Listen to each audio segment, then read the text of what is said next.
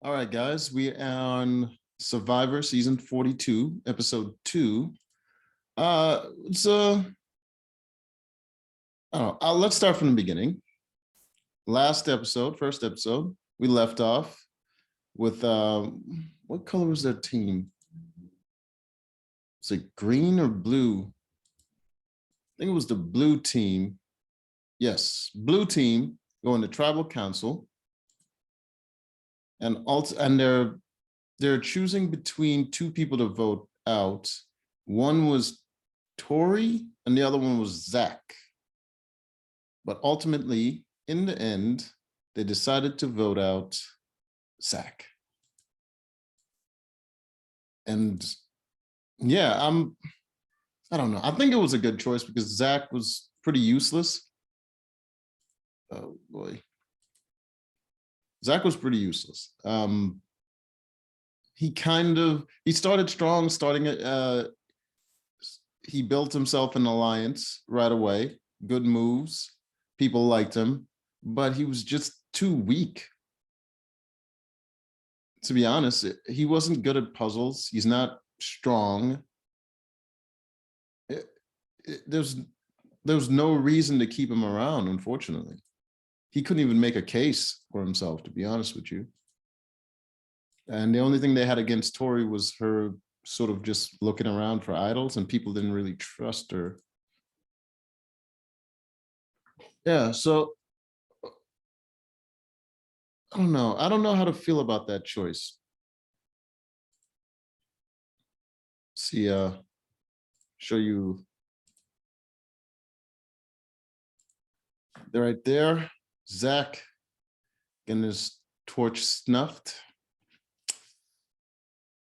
Unfortunate. He probably had more game to play, I suppose. I wanted to see what he would do. But I'm also curious about Tori. She seems like a like a real gamer. Like she's ready to deceive and make moves. So I'm glad she stayed in the game. So it's mainly because there's an alliance, I suppose, of like 3 people on her tribe that they pretty much wouldn't choose between each other. So those 2 just became the odd ones out, and Zach had just kind of failed in a challenge. So it came down to that. There's a lot of exciting things going on in this episode. People finding idols, which was like a good change of pace. They didn't sit around waiting for a good opportunity, speaking game all the time. People were actually out looking for advantages and idols. Others were building relationships. I don't know. It's a little weird, to be honest with you. Just seeing a group of strange people, uninteresting people that you wouldn't like in real life. You wouldn't really hang out, but in a game where there's money on the line, you kind of have to interact with these folks. So it's just I don't like watching them build bonds or whatever. This guy over here, I believe he's on the Orange tribe. Conveniently, his shirt is always also orange. He immediately started talking about the fact that he's Muslim, which isn't interesting. A lot of people are Muslim. He's Muslim, so if they see him out, he's not looking for idols. He's just going to pray. And he came around to revealing that he's a 32-year-old virgin. Because of his religion, no sex before marriage. I mean, if he says so, then that could be what it is, but I think it might have more to do with, well, I'm not going to say he's not into girls, but Yeah. He prayed, he talked, he didn't really do much, but he's in a powerful position because he has a lot of people on his side and he built a lot of relationships with people. So not many people could touch him. We have here, this was an interesting little bit here. From the first episode, if you watched it, you know that I was rooting for her. Can't remember her name, but she is playing the best game so far. But she made a fatal mistake in this episode, and it's only episode 2. You know, she got that first little advantage, that that three-way little idol thing that gets more powerful the less people possess it. And she also got that extra vote from risking her vote. And she decided to form an all-girls alliance with these 2 ladies. I believe this is Tori. She was on the consideration to be voted out on the first episode. She decided to form an all-girls alliance with these 2, and then tell them that she has an extra vote, which immediately backfires because right after she was done talking to them, they decided that they might want to get rid of her because she has too much power in the game. I mean, it was a bad choice for her to decide to have an all-girls alliance because right away, those ladies are going to be intimidated by her. Why would they want to have an all-girls alliance when she's stronger than them? She's stronger than both of them. She has advantages. She's most physically fit. She's doing better in the game. She's in a better position. They don't want to form an all-girls alliance with her because when it comes down to just those 3, they might not be able to get rid of her. So no, there's no way that would make sense. The only way you could form an all-girls alliance if all the girls are pretty much around the same level. Because any one girl that is a threat, the other girls will be like, sure, of course, girl power. And then immediately they'll start looking at other options at how they can get rid of this person. It was a bad move. Damn, she let me down. I don't know who to root for now. We have this guy, the 57-year-old fireman. Well, ex-fireman. He went around looking for idols, and guess what? He found it. He found an idol. It's a beware advantage, I believe. It's an idol that requires the other tribes to find one, someone in the other tribe to find one, and before they can activate it. They have to say a phrase during challenges, and when all 3 of them say the phrase, their idol is activated. But until then, they have no vote. And he's the only one that's found one so far, and the other 2 have not been found. So, I mean, it's one of those things that you would want to find later in the game. But for right now, he's going to have to go through the whole game with no vote. So, I mean, immediately after he found it, he decided to tell someone else, someone that he can trust that can help him, which makes sense. I mean, he doesn't have a vote, so it might be a good idea to, rely on someone else. It wasn't a good move in my mind because the person he chose, let's see. He chose this guy. The problem was, after he chose this guy and he went to go show him what the idol was, he couldn't find it. He forgot where he buried it.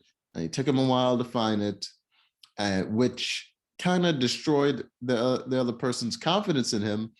And that guy had a alliance with someone else and told her about his idol immediately after he told them. And they decided, he tricked him and told him, don't say the phrase right away, which was a good idea. But the reason he's telling him not to say the phrase is because he wants to keep him from saying the phrase so that he never has a vote and he can pretty much control him and he's no longer a threat. As long as his idol is never activated, he never has a vote. And I'm never, I didn't even consider that angle. This is the woman he's aligned with and who he told about that guy's idol. It was quite a devious play. I don't know how they're going to keep him from saying the phrase, especially when the other two are found and people start saying the phrase. He would just say it. If he's like the last one, he would just say it, and now he would have an idol. But it's a risky move, but it's an interesting move to keep someone in the game that no longer has a vote and could potentially sway people if they think, if you can use him as a number and say he's on your side, and which can pressure other people to vote in your favor, knowing he doesn't have a vote, and he can never negotiate with you. He can never disagree with you because he doesn't have a vote. And if you know he doesn't have a vote, what is he going to do? You're in a power position. So it's actually a pretty brilliant move. He's one to watch. I'm going to see how the game plays out, but he's one to watch. All right. And then we go to the immunity challenge. Looks a little like this. All right. There's going to be a caller standing over there on one of the platforms off to the that you can't really see. And there's going to be a bunch, rest of the players are going to be blindfolded, walking through the course, collecting these bags over here, which contain puzzle pieces. And they're going to be crawling through all these obstacles all while blindfolded. And then they're going to get to the end to solve the puzzle while blindfolded. And the caller is going to be telling them what pieces they have in their hands and where to put it and stuff like that. All right, so that's the immunity challenge. It's not a very exciting one because just watching people stumble around blindfolded is not exactly exciting to see. All right, we get to the challenge, and the tribe finally gets to see who gets voted out, which was Zach, and this little one right here. Immediately says that she has a crush on Zach. If you watched Survivor and you watched the first episode, you will know Zach is not, let's just say he wouldn't, it's very unlikely that he's into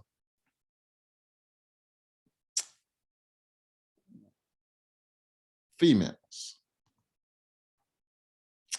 So, well, you know, you like what you like, right? After she admits that, everyone has a big laugh. I mean, I don't know. I don't think they're all laughing at the same thing, because some of them actually knew Zach, and if they knew Zach, like, you know, you're gonna be thinking to yourself, there ain't no way. And they go through the competition. I'm just gonna skip to the end.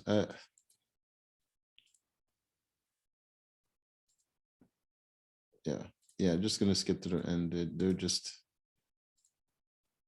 give you a little. And you can see them just all tied together, stumbling around, can't see anything. It's not one of those challenges I would be excited about. All right, here we go. And we get to the end where they have to do the puzzle. And he's the caller. Big dude right here is the caller. But the problem was he was very patient for no reason. They were nervous. I get that, but he had to, it was a time competition. He had to hustle them around. He has to hustle them, but he didn't. He was calmly taking his time with them. They basically didn't put down a piece unless he said so.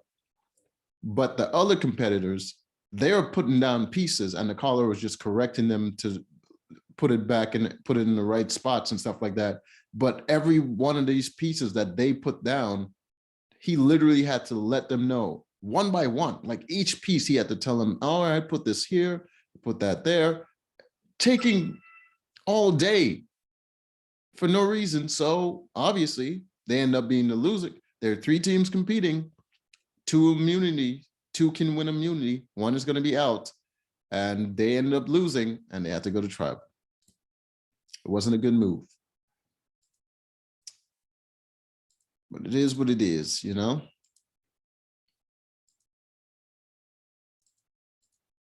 All right, so they were deciding who to vote out, and it was between Lover Girl over here. There's a crush on Zach. And what's the other woman's name? I think it was Miriam.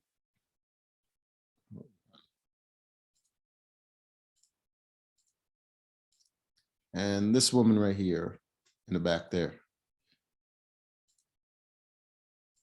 I'm not I know why it became between those 2. Everyone else has a sort of a bond, but she's a single mom. She's just she's not getting involved, I guess, in group stuff. She's just not bonding with the group. And she's most annoyed with the other one, the other lady, the one that has a crush on Zach. I can't remember her name. I think their names are similar. I think one is Miriam and one is, yes, the black girl's name is Miriam. Her name is Mariah. I think it's Mariah. Yes, their names are very similar. And yeah, she's just not bonding with the group. But the other girl, Miriam, the black girl, she's annoying as hell. Like, I mean, like, just overly excited about everything, constantly making noise, constantly with the upbeat energy. When you're like suffering in a situation like that with Survivor, where you're just like aches and pains, bruises, out uncomfortable, out in the wild, like, you're gonna get annoyed very quickly. Your mood is gonna go down. But when someone next to you is just like excited and just like yelling and trying to have fun and all that stuff, that grates on your nerves. So I would have got rid of Miriam personally, but most of the people in the tribe has a good relationship with her. I don't know why you'd want to keep her, but so we go to tribal, and in the end, I think that's when Miriam finds out that she has an extra vote. She was one of the people that risked their vote, and she gained an extra vote. She found out she had an extra vote. She kept it, even though she was nervous and like losing her mind, thinking she was going to get voted out. She didn't play it. She actually kept the extra vote. So good on her. But in the end, the final showdown, when everyone was done voting, oh, there was another little twist. There was something called a shot in the dark, which means that if any player feels like they're going to get voted out, they can take a chance and use a shot in the dark, which means they don't vote, but in exchange they get a 1 in 5 chance, I believe, to win safety. And Mariah, she chose to use the shot in the dark, but unfortunately she didn't win safety, so she was voted out. Let's see. Yes. Hold on. Yeah. There we go. Perfect. All right. All right. That's the shot in the dark that she chose. And as you can see right there, it says not safe. She did not win. She got voted out. Unfortunately, she did her best, you know. What else can you ask of someone?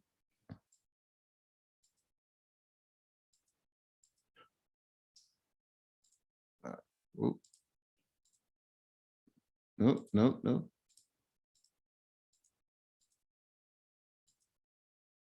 There we go.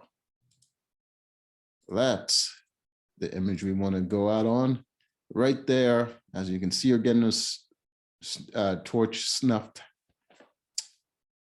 It's unfortunate, but love to see you go. I don't know, man. I'm not as excited about this season as I want to be. There's a couple of good players in there. Well, they made good moves, but I'm just not excited about the level of competition. But maybe during a merge, we're going to see a lot more conflict and some, some good players are going to rise to the top. But for right now, just the moves that are being made just doesn't make sense. The people that are choosing to align with, like, for instance, the lady that I thought was doing the best, trying to make that all girls alliance and revealing she has that extra vote just didn't make any sense. She could have formed the all girls alliance without revealing that. She was already in a strong position and they would have already seen her as a threat, but then she revealed she had the freaking, I don't know. Well, we're going to see on the next episode how it goes. But for now, I feel kind of let down, to be honest with you, but we'll see.